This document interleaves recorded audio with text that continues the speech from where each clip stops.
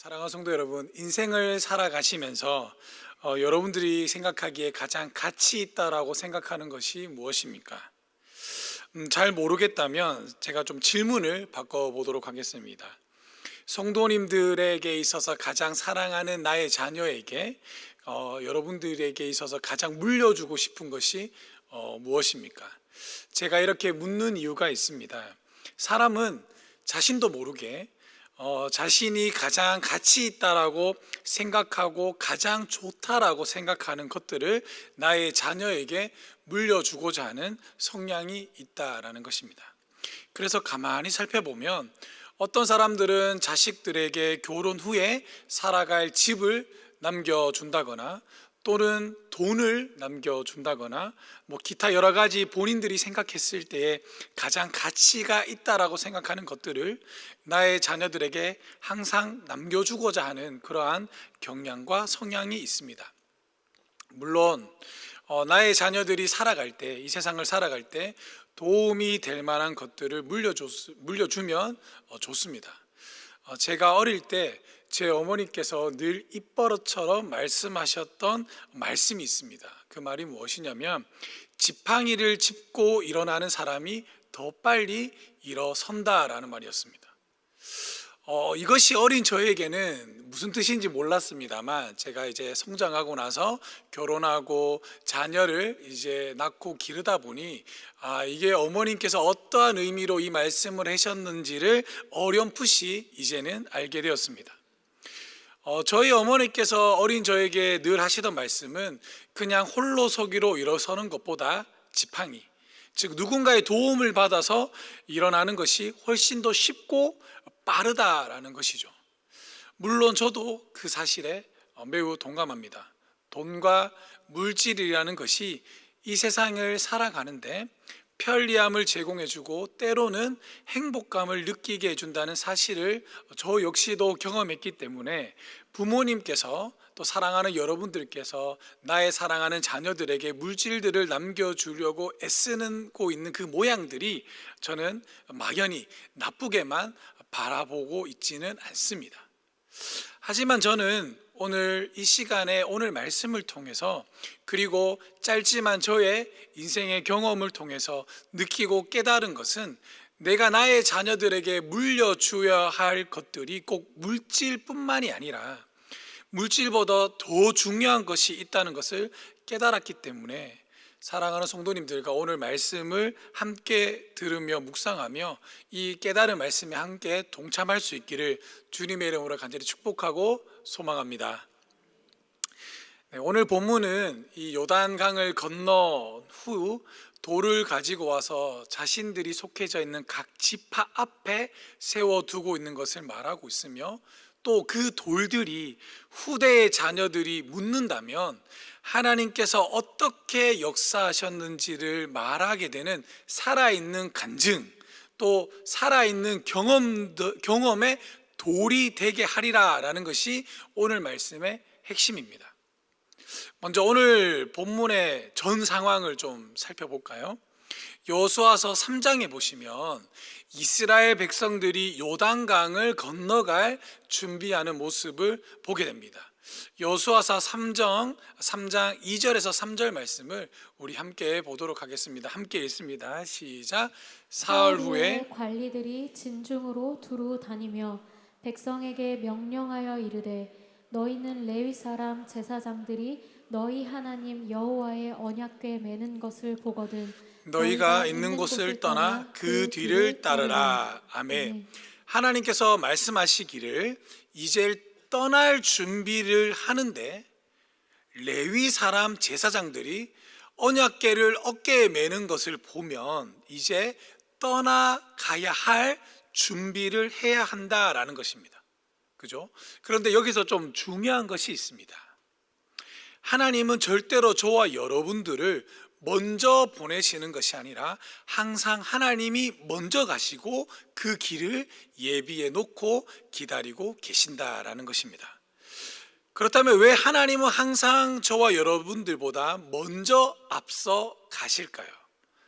그 말씀은 여호수아서 3장 4절 후반절에 보시면 이러한 말씀이 기록되어져 있습니다. 우리 함께 읽어보도록 하겠습니다. 시작. 그리하면 너희가 행할 길을 알리니 너희가 이전에 이 길을 지나보지 못하였음이니라 하니라. 아멘.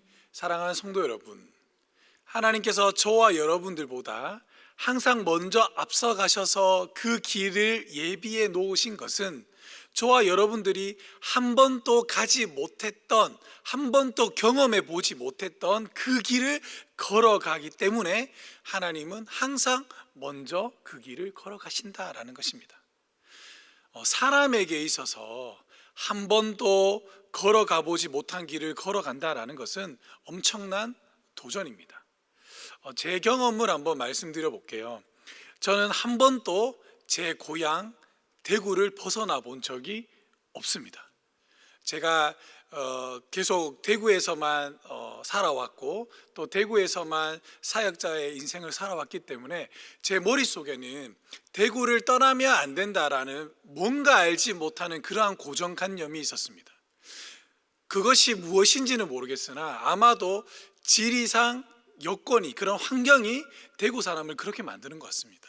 대구는 이렇게 분지로 둘러싸여져 있습니다. 그래서 어디에 나가거나 누군가로부터 들어오는 사람을 극도로 경계하는 사람들이 대구 사람입니다.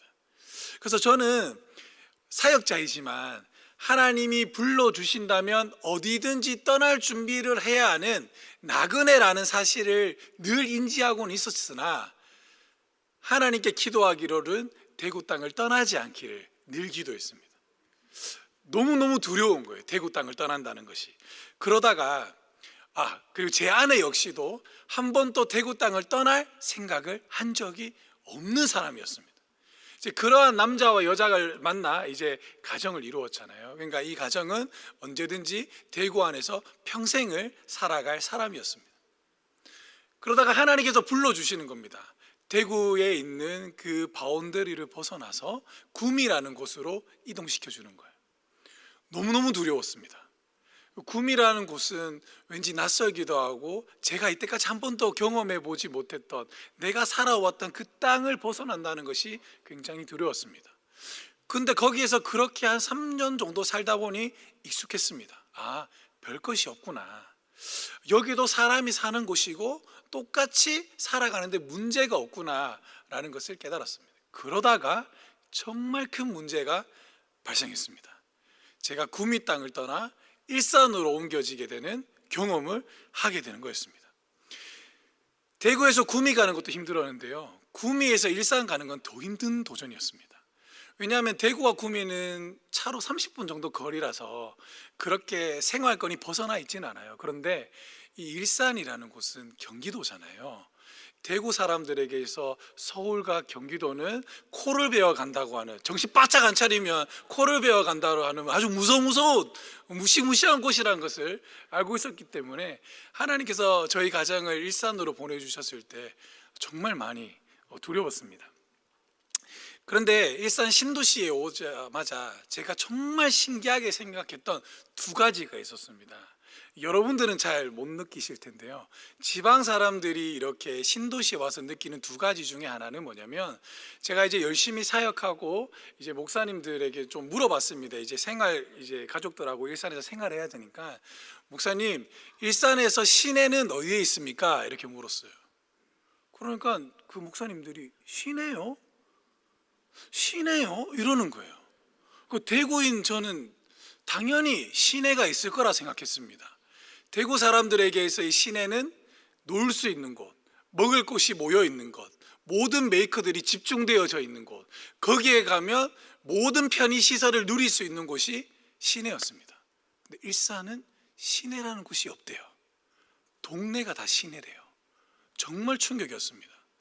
그리고 또 하나는 운전하고 가다가 놀랬던 적이 뭐였냐면 전봇대가 없는 겁니다. 아니, 어떻게 전봇대가 없을 수가 있을까? 물어봤습니다. 목사님, 일산에는 전봇대가 어디 있습니까? 목사님, 전봇대는 지하에 있습니다. 정말 놀랐습니다. 어떻게 전봇대가 지하에 들어갈 수가 있는가? 그러면 전기줄도 지하에 있단 말입니까? 지하에 있습니다. 정말 놀랐어요. 제가 엄청나게 놀랬던 것이 이 두 가지 사실인데 여러분들은 별로 놀라지 않으시네요. 역시 용인은 수도권인 것 같습니다. 그죠? 그러니까 저는 지방이라서 너무너무 놀랐어요. 이 부분이. 사랑하는 성도 여러분, 제가 경험했던 것처럼 사람은 자신이 살던 있었던 그 고향을 떠나고 자신이 그 삶의 터전이었던 곳을 떠나 새로운 곳을 간다는 건 그 사람의 인생에 있어서 엄청난 큰 도전을 하는 것입니다. 이 이스라엘 백성들에게도 마찬가지라는 겁니다. 이제 자신들이 머물고 있었던 곳을 떠나 요단강이라는 것을 다시 건너야 하는 그 상황이 오는 겁니다. 그러니까 하나님이 어떻게 말씀하시는 겁니까? 걱정하지 마라. 레위 사람 제사장이 언약궤 어깨 위에 그 언약궤를 매는 것을 보면 떠날 준비를 하는데 항상 언약궤가 먼저 가리라. 사랑하는 성도 여러분, 하나님께서는 항상 먼저 앞에 가신다라는 것입니다. 그래서 우리는 걱정 없이 하나님께서 예배해 놓으신 그 길을 그냥 따라서 걸어가기만 한다면, 우리는 하나님의 말씀에 순종하기만 한다면 그곳에 안전하고 또 평온하게 평탄하게 그 길을 걸어갈 수가 있다라는 것입니다. 요단강 앞에 다다른 이스라엘 백성들에게 하나님은 여호수아에게 이러한 말씀을 또 전해 주십니다. 여호수아서 3장 7절 말씀인데요, 오늘 이 말씀도 한번 같이 읽어보도록 하겠습니다. 읽습니다. 시작. 여호와께서 여호수아에게 이르시되 내가 오늘로부터 시작하여 너를 온 이스라엘의 목전에서 크게 하여 내가 모세와 함께 있던 것 같이 너와 함께 있는 것을 그들이 알게 하리라. 아멘. 하나님께서는요, 여호수아에게 미리 말씀하시는 겁니다. 내가 모세와 함께 있었던 것 같이 너와 함께 있다는 것을 그들이 알게 하리라. 이 말이 무슨 말일까요? 저는 요단강을 건너가야 하는 이 중요한 시점에서 하나님께서 이러한 말씀하신 이유를 가만히 생각해보고 묵상해 볼 때, 하나님은 여호수아에게 내가 모세에게 함께하여 홍해를 마른 땅처럼 건넜던 것을 기억하고 그러한 큰 일을 행했던 나 여호와가 이제는 너와 함께하기에 너는 이 요단강을 마른 땅처럼 건너갈 것이다 라고 말씀해 주고 있다라는 것입니다.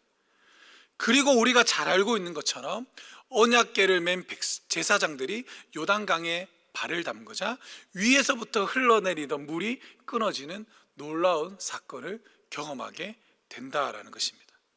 그리고 그 물이 멈추자마자 이들은 요단강을 건너갑니다. 그런데 본인들이 건너갈 이 요단강의 상태를 성경은 이렇게 이야기합니다. 여호수아서 3장 15절에 보시면 뭐라고 이야기하냐면 이렇게 이야기합니다. 제가 읽어드릴게요. 요단이 곡식을 거두는 시기에는 항상 언덕에 넘치더라. 아멘. 그러니까 이 말이 무슨 말씀이냐면, 흔히 우리가 알고 있는 대로요, 이 대한민국에 집중호우라는 것이 오게 되잖아요. 이 집중호우가 내리면 강물이 순식간에 불어났던 것처럼 이스라엘 백성들이 건너는 그 요단강의 상황이 마치 대한민국에 집중호우가 내려서 강물이 급속도로 불어나던 것처럼 그러한 상황에 있다라는 것입니다. 저는 이 대목을 읽으면서 저는 늘 상상하는 걸 좋아하거든요. 저는 이 말씀을 읽으면서 한번 상상을 해봤습니다. 내가 만약에 이 상황이었다면 어떠했을까? 저는 정말 상상하고 고민해봤습니다. 한번 여러분들도 한번 상상해 보세요. 물이 막 내려가고 있어요. 근데 내 앞에 그 언약궤를 맨 제사장이 걸어가고 있습니다. 근데 물이 너무 무섭게 흘러내리고 있는 거예요. 저기 발 대이면 같이 휩쓸려 내려갈 것 같은데 그 발을 탁 디디는 겁니다. 그리고 발들이 탁탁탁 다 들어가자 그렇게 그 급류로 내려왔던 물살이 갑자기 누가 막는 것처럼 탁 끊겨버리는 겁니다. 얼마나 대단하겠습니까? 그리고 그 광경을 멀리서 보는 거예요. 얼마나 짜릿할까요? 안 짜릿하세요? 저는 정말 짜릿할 거예요. 그리고는 어떻게 이야기하냐면 그 강을 건너가라라고 이야기하잖아요. 그럼 여러분들은 믿음이 좋은지는 아니면 좀 적응을 잘 못하시는지 모르겠지만, 만약에 제 상황이라면 그걸 건너간다 그러면 저는 오금이 저릴 만큼 진짜 짜릿짜릿할 것 같아요. 그리고 앞만 보고 건너는 것이 아니라 건너면서 늘 뒤를 돌아봤을 것 같습니다. 갑자기 물이 흘러내리진 않을까? 제사장들이 갑자기 발을 떼지는 않을까? 굉장히 두려웠을 것 같아요. 근데 그렇게 짜릿짜릿한 순간을 건너가는 겁니다. 그런데 문제가 바로 오늘 본문입니다.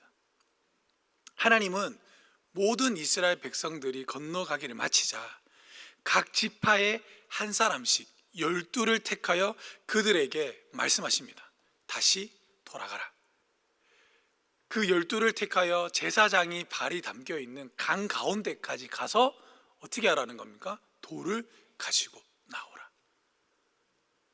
여러분들이 만약에 그 입장이라고 상상을 해보십시오.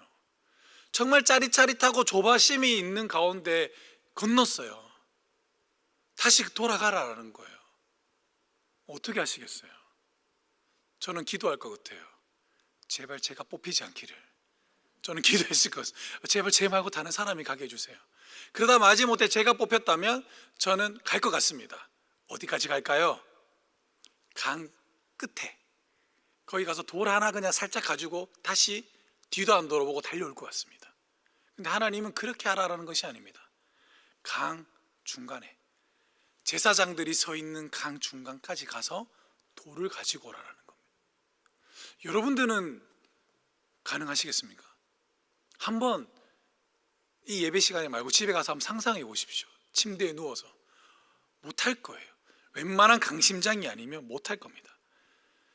사랑하는 성도 여러분, 저는 이 대목을 볼 때마다 정말 놀랍고 두렵고 무섭기도 합니다.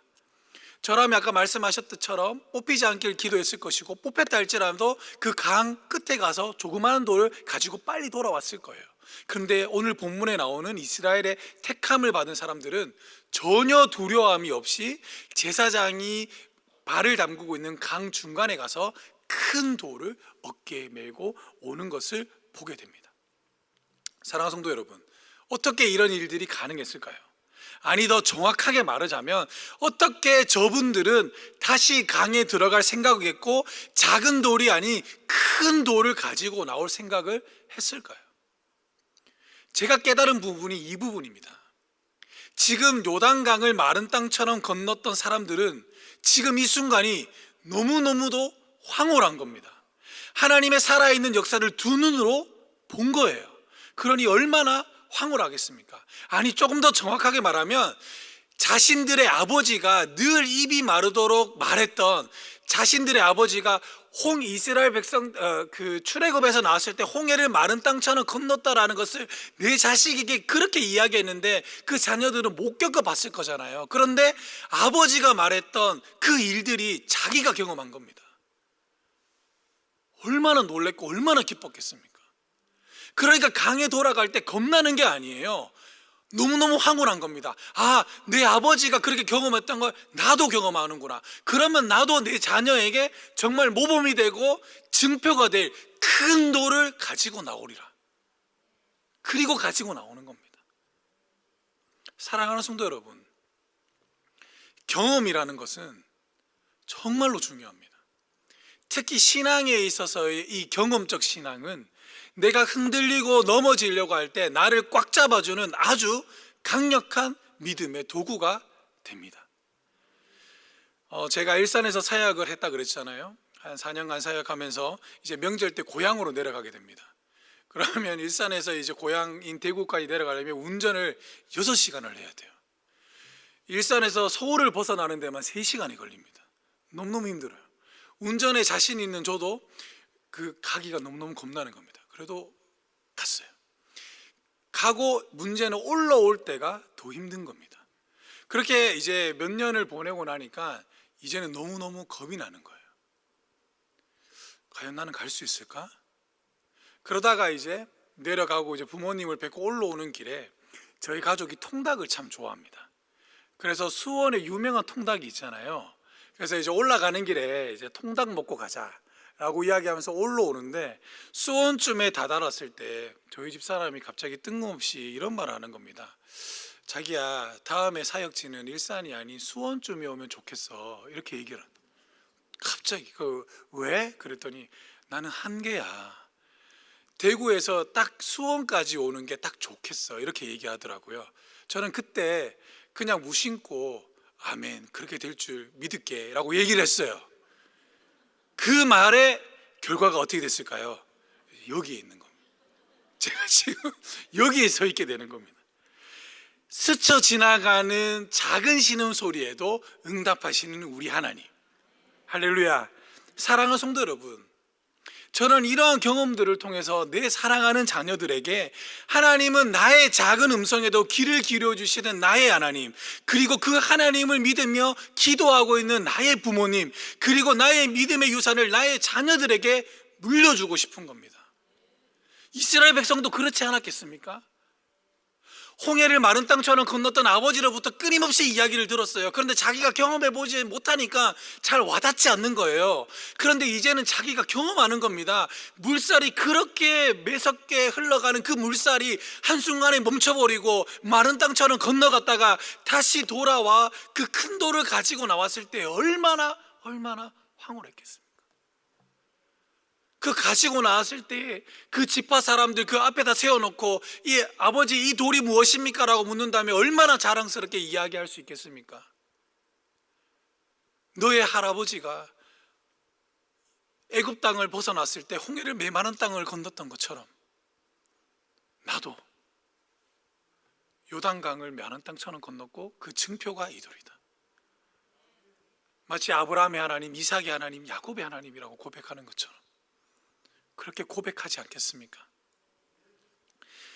사랑하는 성도 여러분, 오늘 본문의 사람들처럼 저 역시도 여러분들과 함께 나의 자녀들에게 물질보다는 내가 경험하고 내가 느꼈고 내가 믿고 있는 그 하나님을 내 사랑하는 자녀들에게 유산으로 물려줄 수 있는 그러한 가정이 되기를 주님의 이름으로 간절히 축복하고 소망합니다. 그래서 여러분들이 기도를 많이 하세요. 작은 것에서도 기도하셔서 응답받으면 자녀들에게 많이 이야기해 주세요. 그러면 그 자녀가 그러지 않겠습니까? 아, 내가 믿고 있는 나의 하나님은 우리 아버지, 우리 부모님에게도 작은 기도에도 응답해 주던 그 하나님이 나의 기도에도 응답해 주지 않겠는가? 그러면 그것이 물러간다면 여러분들의 가문은 대한민국 역사의 위대한 한 획을 걷는 위대한 믿음의 가문이 될 줄 믿습니다. 그런 가문이 우리 용인제일교회 안에 많이 세워지기를 주님의 이름으로 간절히 축복하고 소망합니다. 제가 마지막으로 한마디만 하고 마치려고 하는데요. 저도 제 자녀에게 처음에는 용인제일교회 오기 전에는 늘 자녀들에게 세상 것을 먼저 가르쳐 주려고 많이 노력을 했습니다. 그런데 여기에서 사역하게 되면서 깨달은 게 있어요. 저희 사역하는 부목사님들을 보면서 깨달았던 게 뭐냐면 항상 목사의 권위를 먼저 생각하시고 그리고 성도들을 위해서 날마다 먼저 힘들다 그러면 달려가서 기도해 주는 그 모습을 보고 저는 정말 많이 깨달았습니다. 저는 일산에서의 사역은 제 힘과 제 능력과 제 이성으로만 사역했던 것 같아요. 그래서 큰 교회에서 사역했을 때 보람도 있었지만 지금 와서 생각해 보면 너무너무 그것이 초라하고 너무너무 쓸쓸하고 안타깝다라는 생각을 하게 됩니다. 그러나 제가 여기 와서 사역할 때는 정말 하나님이 살아있다라는 것을 깨닫게 되고요, 나의 작은 신음소리에도 응답하시는 하나님을 보게 되고요, 성도님을 위해서 기도할 때마다 그 성도님들의 기도 제목이 함께 들어지는 것을 보면서 저 역시도 기뻐하는 모습을 보고 정말로 너무너무 살아있음을 느끼게 됩니다. 사랑하는 성도님들 또한 기도 많이 하시고 작은 것에도 감사하시고 작은 것에서부터 기도 응답을 받아서 여러분들의 자녀에게 그것을 꼭 물려주시는 그러한 분들이 되기를 주님의 이름으로 간절히 축복하고 소망합니다.